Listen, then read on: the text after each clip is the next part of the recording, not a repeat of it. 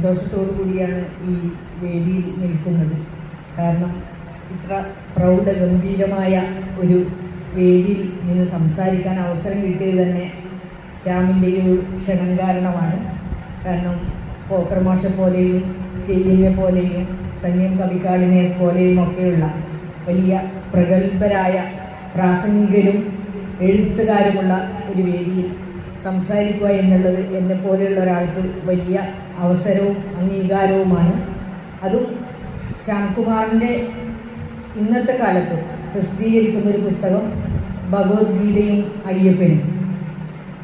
ഇതിൻ്റെ ഒരു വശത്തെക്കുറിച്ച് ആലോചിക്കുമ്പോൾ നേരത്തെ സണ്ണി കവിക്കാട് സൂചിപ്പിച്ചതുപോലെ സംസ്കൃതം ഒരു കാലത്ത് വരേണ്യ ഭാഷയായി കരുതിയിരുന്ന അതിലെന്താണ് എഴുതിയിരുന്നത് എന്ന് നമുക്കാർക്കും പ്രാപ്യമായിരുന്നില്ല. അതിൻ്റെ പൊള്ളത്തരം ഇപ്പോൾ വെളിച്ചത്ത് കൊണ്ടുവരുന്നത് ശ്യാംകുമാറിൻ്റെ എഴുത്തുകളിലൂടെയാണ്. അതുപോലുള്ള നിരവധി കീഴടി, തമിഴ്നാട്ടിലെ കീഴടി ഉത്ഖനനമൊക്കെ നടക്കുന്നുണ്ട്. അവിടെ നിന്ന് തമിഴ് ബ്രാഹ്മി ലിപിയൊക്കെ സംസ്കൃതത്തിന് മുമ്പ് ഉള്ളതാണെന്നുള്ള തരത്തിലുള്ള ഉത്ഖനനങ്ങളും അതിൻ്റെ പ്രസിദ്ധീകരണങ്ങളൊക്കെ ഈ അടുത്ത കാലത്ത് നടക്കുന്നുണ്ട്. അപ്പോൾ നമ്മൾ ഒരു കാലത്ത് സംസ്കൃതത്തിൽ എഴുതപ്പെട്ടവയൊക്കെയാണ് വിജ്ഞാനത്തിൻ്റെ കേന്ദ്രബിന്ദു എന്ന തരത്തിലാണ് നമ്മുടെ പൊതുബോധം ഉണ്ടായിരുന്നത്. അതിനെ തച്ചുടക്കുന്ന കൃതിയാണ് ഭഗവത്ഗീതയും അയ്യപ്പനും എന്ന ഡോക്ടർ ശ്യാംകുമാറിൻ്റെ ഈ കൃതി. ഞാൻ വിചാരിക്കുന്നത് ഇതെത്രയും, അതായത് ഇന്നത്തെ ഹിന്ദുത്വം ശക്തി പ്രാപിച്ചുകൊണ്ടിരിക്കുന്ന ഒരു കാലത്ത് ഇത് ഏറ്റവും കൂടുതൽ വായിക്കപ്പെടേണ്ട ഒന്നാണെന്നാണ് ഞാൻ കരുതുന്നത്.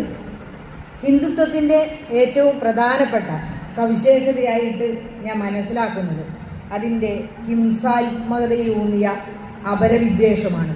മറ്റു മതങ്ങളെല്ലാം വൈദേശികമാണെന്നും ഹീനമാണെന്നുമുള്ള ഒരു ചിന്തയാണ്, ഒരു പ്രചാരണമാണ് അതിൻ്റെ ഏറ്റവും അടിസ്ഥാന തത്വമായിട്ടുള്ളത്. ഇപ്പോൾ ഇതിഹാസ കാവ്യങ്ങളും പുരാണങ്ങളുമൊക്കെ അതിനെ പ്രചരിപ്പിക്കുന്ന പ്രത്യയശാസ്ത്ര പദ്ധതികൾ കൂടിയാണ്. നമുക്കത് നിരവധിയായ ഉദാഹരണങ്ങൾ നമ്മുടെ ഇന്നത്തെ സമകാലിക ഇന്ത്യയിലെ രാഷ്ട്രീയ സാമൂഹ്യ അവസ്ഥയിലുണ്ടെന്ന് നമുക്ക് അറിയാം.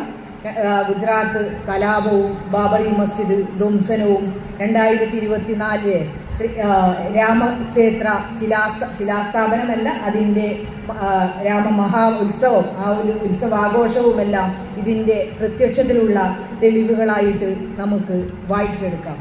ശ്യാം ഈ പുസ്തകത്തിൻ്റെ മുഖവുരയിൽ തന്നെ എഴുതുന്നുണ്ട്, അസമത്വത്തെ മനസ്സിലാക്കുകയും അതോടൊപ്പം തന്നെ ഇതിൻ്റെ പ്രതിവിധിയായിട്ട് ശ്യാം നിർദ്ദേശിക്കുന്നതാണെന്നാണ് ഞാനത് മനസ്സിലാക്കുന്നത്. അസമത്വത്തെ തിരിച്ചറിഞ്ഞ്